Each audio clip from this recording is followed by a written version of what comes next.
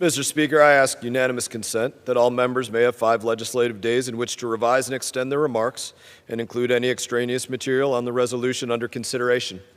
Without objection. Mr. Speaker, I yield myself as much time as I may consume. The gentleman is recognized.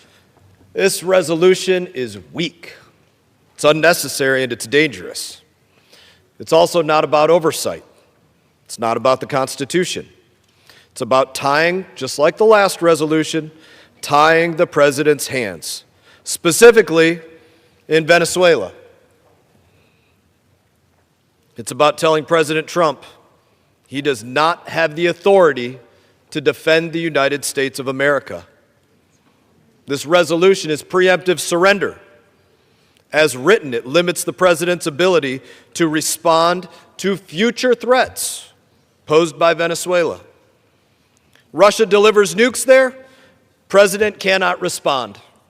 Iran delivers a dirty bomb there, the president can't respond. China delivers anthrax or some other biological weapon, like they did with COVID-19, but far more deadly.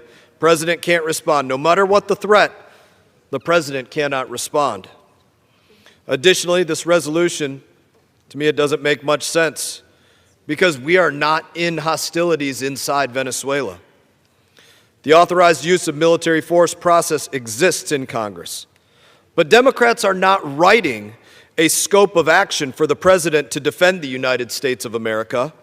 This resolution is a blanket statement to say to the president, you cannot defend the United States of America. No matter what the threat emanating from Venezuela, he cannot defend you, cannot defend me, cannot defend our country against it. This resolution is not stopping war. It's not stopping invasion, not stopping drug running, not stopping terrorism. It's not stopping the president. It's just stopping the president from acting decisively before Americans die. That's what it stops. Let's be clear about who we're dealing with. Venezuela is the largest and best funded cartel in the world. Nicolas Maduro, who we just saw the ranking member, Maduro had his hand around him, is not a legitimate head of state. He is a designated narco-terrorist who is poisoning Americans. All the stuff that we were just talking about in the last debate, that's Maduro. He is the head of a cartel that will abduct somebody, behead somebody, torture someone to support his political ends. Both Republican and Democrat administrations agree. Maduro is an illegitimate dictator who rules through repression, fraud, and violence. He literally uses the Venezuelan military to move cocaine into the United States. That's not theory. This is a state-run criminal enterprise. Venezuela is not a gang. It is a cartel state. It rakes in billions, moving more than 250 metric tons of Colombian cocaine through their country every year. The United States already has bipartisan sanctions on Venezuelan oil. President Trump supported them. President Biden kept them. Maduro is violating those sanctions. We just caught him doing it again. A ghost ship was intercepted smuggling Venezuelan oil, and Maduro admitted the oil was his. So here is the simple question.